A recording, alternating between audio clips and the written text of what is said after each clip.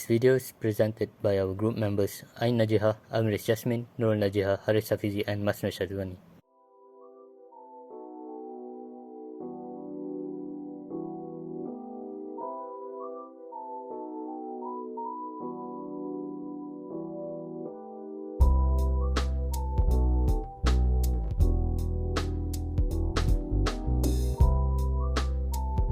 For our field trip, we visited Center of Biodiversity and Conservation at University Pendidikan Sultan Idris, another university that served as the location for our exploration.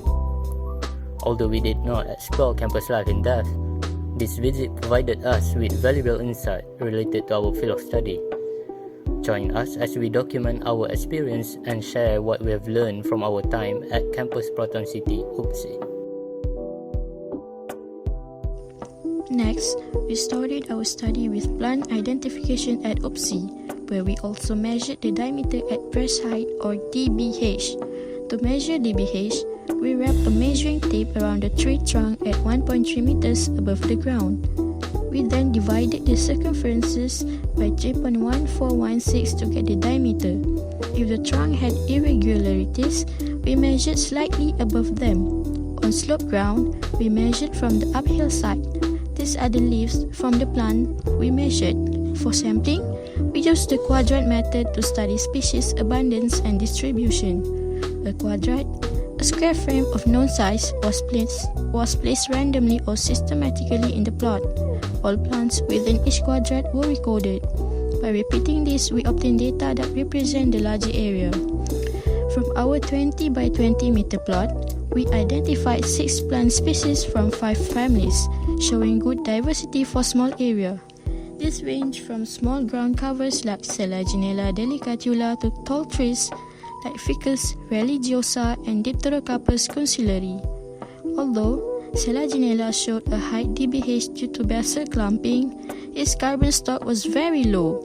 In contrast, Ficus religiosa at 30 meters tall with a 87.8 cm DBH stored the highest carbon, about 3.45 megagrams.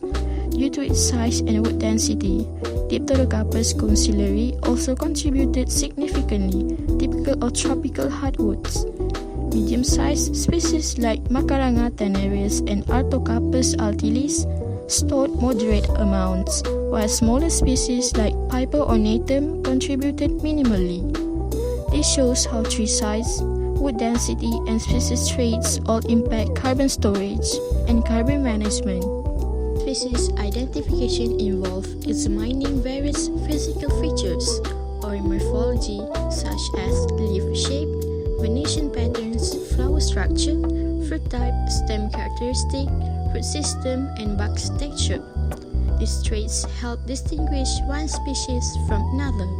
Besides morphology, we also consider the plant's natural habitat and growth form.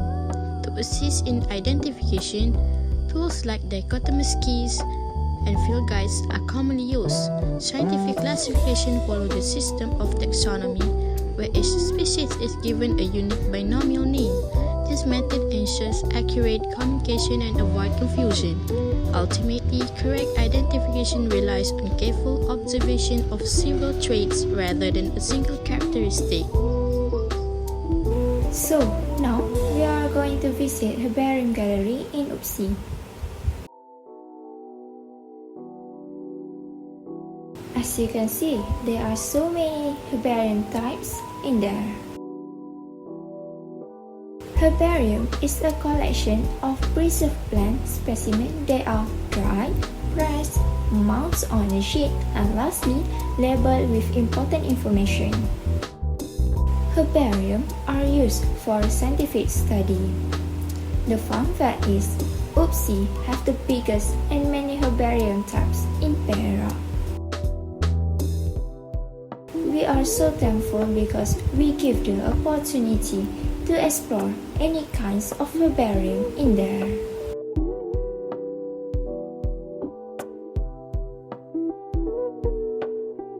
We are so honored because we have a chance to hear explanation in detail about how to herbarium by Dr. Fatimah Muhammad. So biasanya untuk proses kita guna suat khabar. Ini teknik dia, walaupun teknik lama, teknik ni masih kita gunakan lagi ya. So kita gunakan suat khabar, kita masuk spesimen kita di sini ya, di celah apa ni suat khabar ni. Lepas tu kita tutup dan biasanya kita kena ada ni, kena ada apa ni, cardboard. Senang saja, kita ada kotak kita potong sendiri agak-agak besar ni. Kenapa? Sebab apa? Kita tak boleh letak atas ni terus sebab nanti dia tak elok So kita letak ni and then spesimen yang kita press tadi kita letak macam tu. Okay, kita stack stack dia tinggi. Lastly kita cover dengan ni dan kita ikat dengan tali. So mungkin you tak ada tali ni, tak ada masalah, boleh gunakan tali rafia yang agak tebal untuk ikat Masa nak ikat tu tekan betul-betul Ada setengah student tu dia berdiri atas ni duduk macam-macam gaya Ada seorang tukang ikat macam tu Memang kena press betul-betul Okey, bila dah siap tu kita dah ikat, biasanya kita akan letak.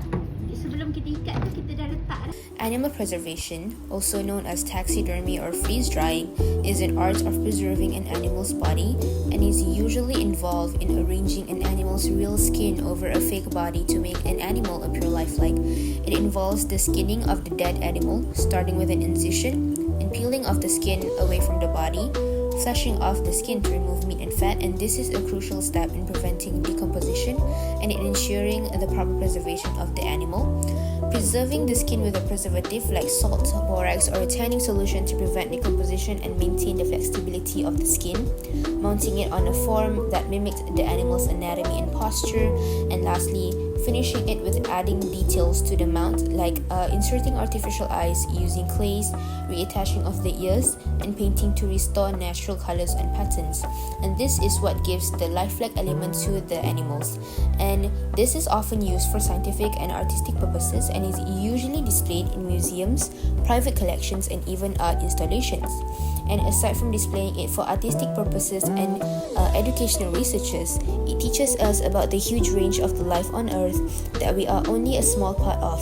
It is a humbling experience and it shows people in perspective just how many different kinds of living organisms that we share our planet with. And other than educating the young generations of the extinct animals that are preserved, we should coach them about the rules and regulation from Perhilitan in order to conserve the wildlife in Malaysia. Like Act 716 lists down the protected species in the first and second schedules. Hunting for personal consumption is illegal and is illegal to sell the hunted. And captive wildlife in zoos focuses on ensuring the welfare of animals in terms of health, food, and its enclosures. And the regulations also covers the activities like research, study, and wildlife control within the protected areas.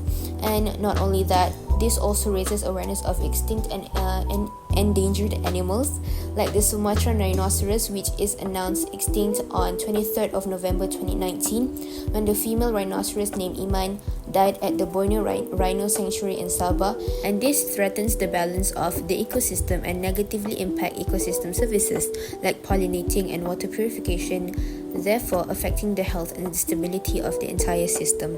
In the middle of the museum, some samples of pinned insect specimens could be observed. These include Lepidopterans. Lepidoptera is the order of insects including butterflies, moths, and skippers. Their name, originating from Greek, bears the meaning of scaly wings, and they are classified by morphological characteristics such as the structure of their wings, antennae, and body. Some observed specimens include the Graphium sarpedon, Graphium docen, and the Apis lincida. In the evening, we concluded our field trip with a deeper appreciation for the hands-on experience it provided. Being on site allowed us to observe and learn in a ways that a classroom simply can't offer. To improve future field trips, we suggest including more plant biomes to better compare carbon stock data, and showcasing the full process of animal preservation to enhance understanding. Overall, this trip gave us valuable insight that brought our studies to life.